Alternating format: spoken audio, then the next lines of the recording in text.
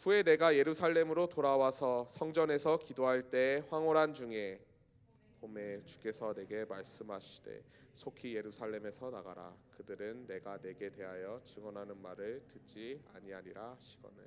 내가 말하기를 주님, 내가 주를 믿는 사람들을 가두고 또 각 회당에서 때리고 또 주의 증인 스데반이 피를 흘릴 때 내가 곁에 서서 찬성하고 그 죽이는 사람들의 옷을 지킨 줄 그들도 아나이다.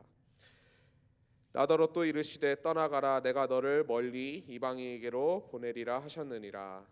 이 말한 것까지 그들이 듣다가 소리질러 이르되 이러한 자는 세상에서 없애버리자. 살려둘 자가 아니라 하여 떠들며 옷을 벗어 던지고 티끌을 공중에 날리니 천부장이 바울을 영내로 데려가라 명하고 그들이 무슨 일로 그에 대하여 떠드는지 알고자 하여 채찍질하여 신문하라 한대 가죽줄로 바울을 매니 바울이 곁에 서 있는 백부장더러 이르되 너희가 로마 시민 된 자를 죄도 정하지 아니하고 채찍질할 수 있느냐 하니 백부장이 듣고 가서 천부장에게 전하여 이르되 어찌하려 하느냐 이는 로마 시민이라 하니 천부장이 와서 바울에게 말하되 내가 로마 시민이냐 내게 말하라 이르되 그러하다. 천부장이 대답하되 나는 돈을 많이 들여 이 시민권을 얻었노라. 바울이 이르되 나는 나면서부터라 하니 함께 읽겠습니다. 신문하려던 사람들이 곧 그에게서 물러가고 천부장도 그가 로마 시민인 줄 알고 또 그 결박한 것 때문에 두려워하니라. 아멘.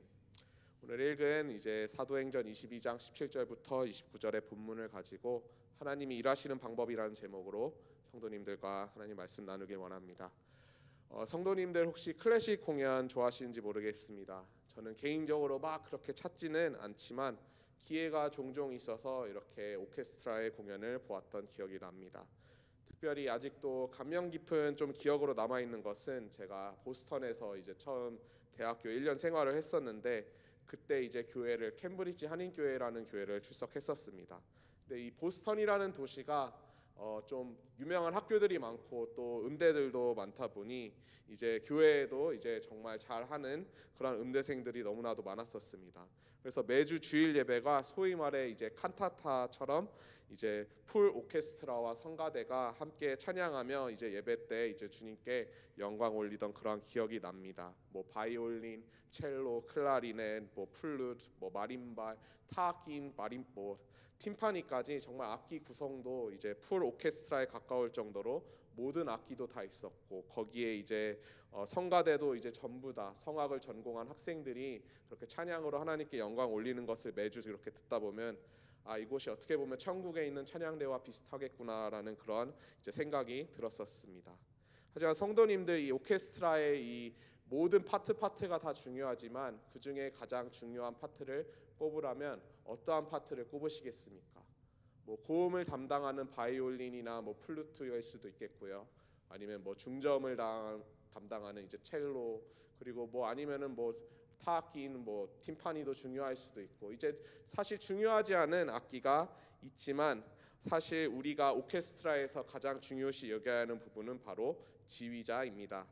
지휘자가 어떻게 곡을 해석하고 또 각 파트들에게 디테일한 조율과 또 이런 실력에 따라서 이제 음악이 똑같은 곡일지라도 또 똑같은 장소일지라도 심지어 연주하는 사람까지 똑같을지라도 지휘자가 바꾸거나 또는 지휘자가 지휘하는 방법을 다르게 되면 음악이 정말 천차만별이 됩니다.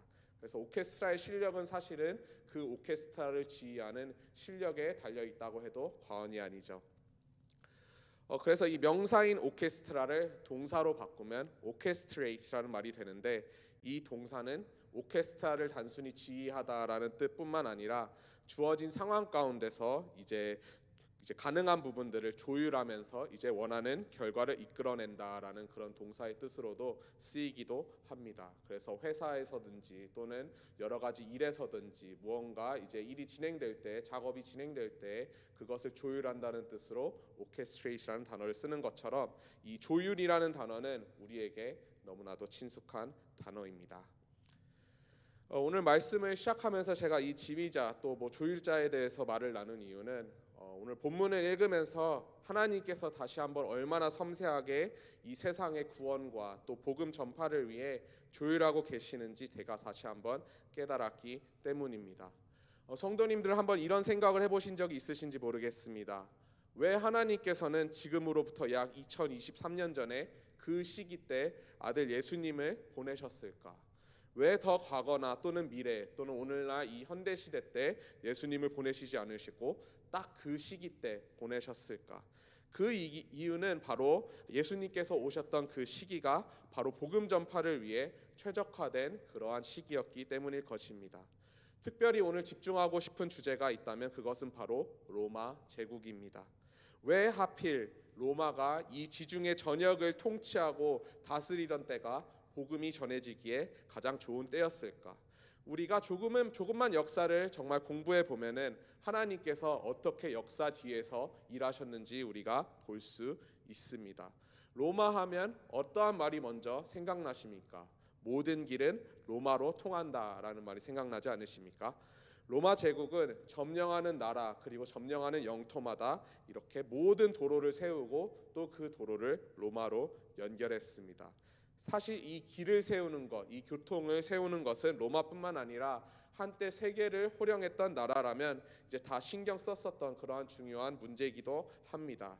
하지만 특별히 로마의 경우 정말 전 영토에 걸쳐서 이제 길을 연결해서 온 군대와 또 물자 보급이 원활하게 공급될 수 있었고, 또한 그 길을 통해 단순히 군대만 움직이는 것이 아니라 각종 문화와 무역을 이제 각 영토 간에 교류하며 이렇게 대제국을 이룰 수 있었습니다. 복음이 전파되기에 너무나도 좋은 상황이었던 것이죠.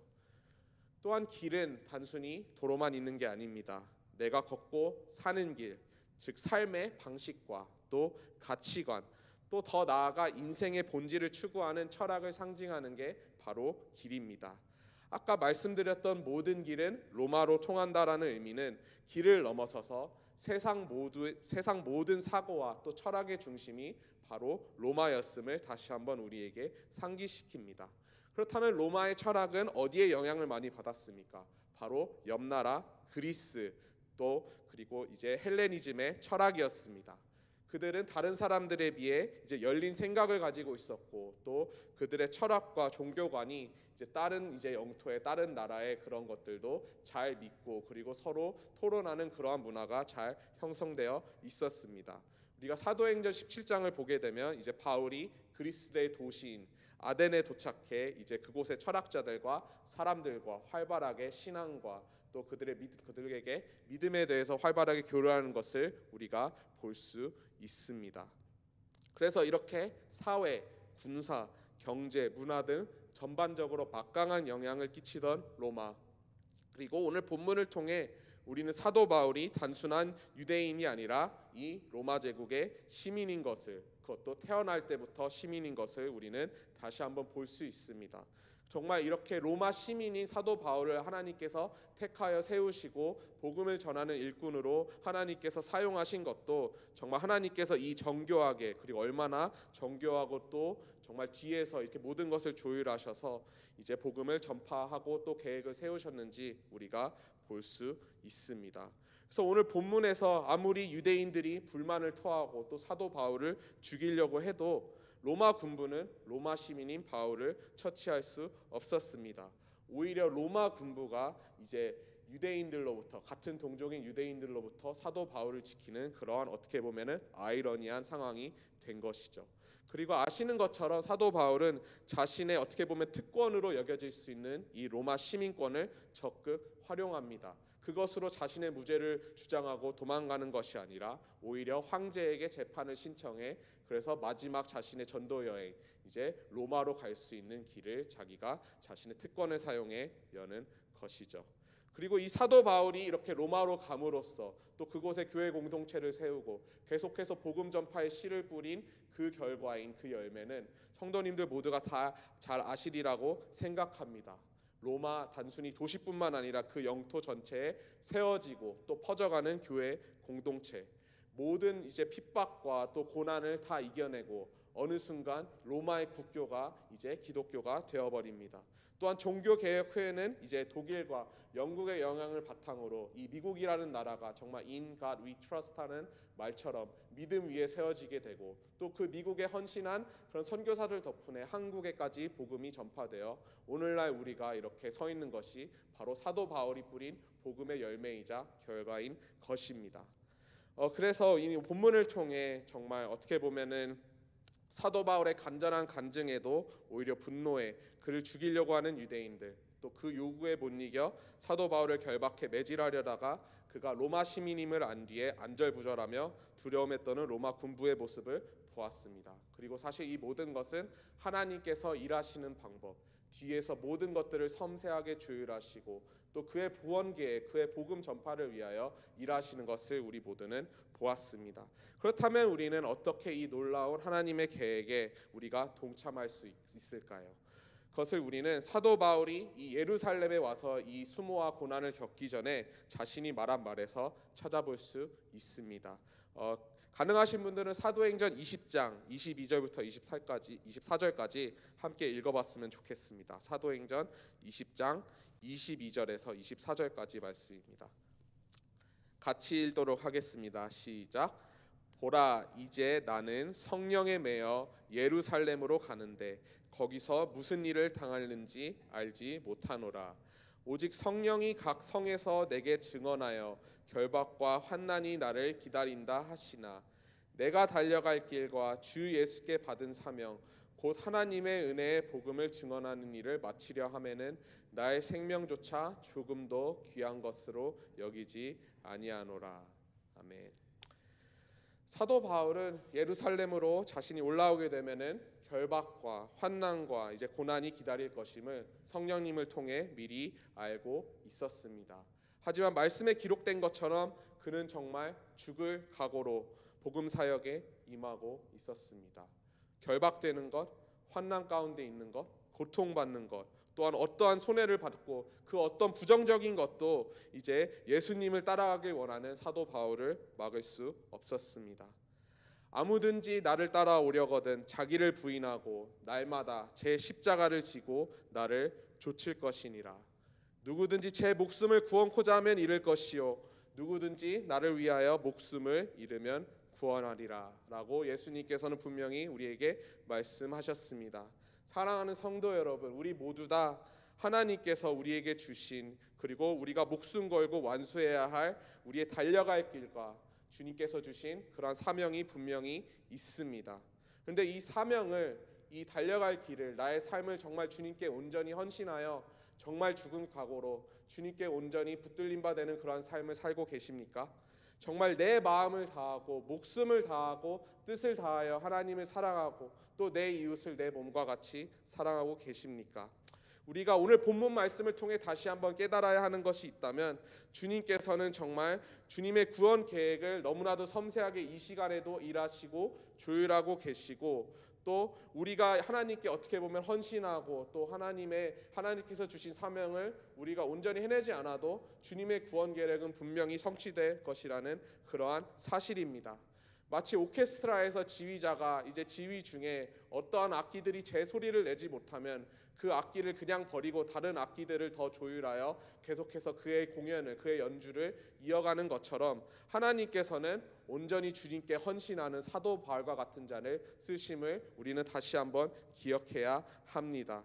사도 바울이 만약에 이곳에서 자신의 특권을 사용하여 그 자리를 벗어나거나 또는 자신이 원하는 대로만 행동하고 정말 주님이 원하셨던 그러한 로마로 가는 그러한 이제 여행을 떠나지 않았다면, 그러면 주님께서는 분명히 다른 사람을 또 선택하여 세우셨고 주님의 복음, 이제 구원 계획을 그를 통해 이루셨을 것입니다.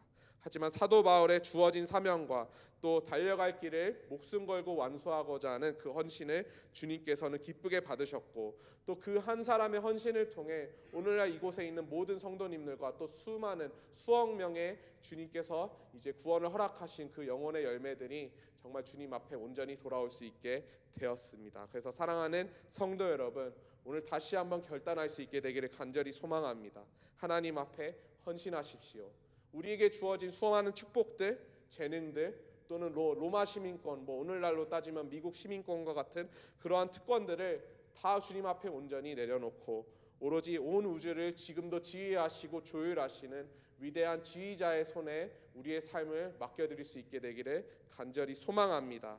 하나님이 손에 붙잡힌 삶을 살아가기로 결단하는 저 모든 성도님 되기를 기도하며 정말 수많은 복음의 열매를 위해 우리가 정말 주님께 온전히 쓰임받는 그러한 놀라운 하나님의 역사를 경험하는 저 모든 성도님들 되시기를 주님의 이름으로 축복합니다. 기도하시겠습니다.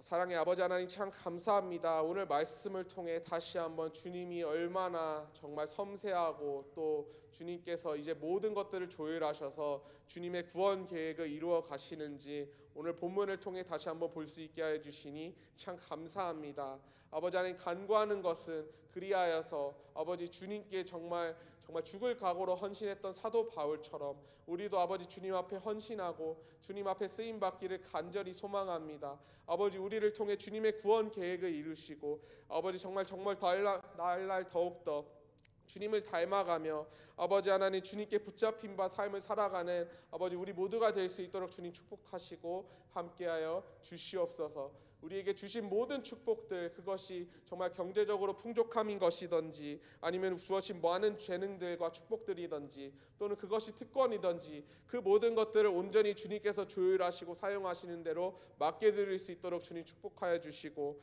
아버지 그리하여서 아버지 정말 모든 나라 모든 민족들이 주님께로 돌아오는 날이 속히 올 수 있도록 주님 역사하여 주시고 함께하여 주시옵소서.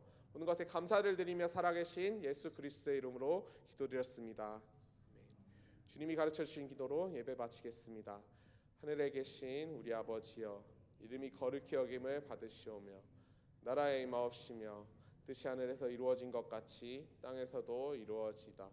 오늘날 우리에게 일용할 양식을 주옵시고 우리가 우리에게 죄 지은 자를 사하여 준 것 같이 우리의 죄를 사하여 주옵시고 우리를 시험에 들게 하지 마옵시고 다만 악에서 구하옵소서. 대개 나라와 권세와 영광이 아버지께 영원히 있사옵나이다. 아멘.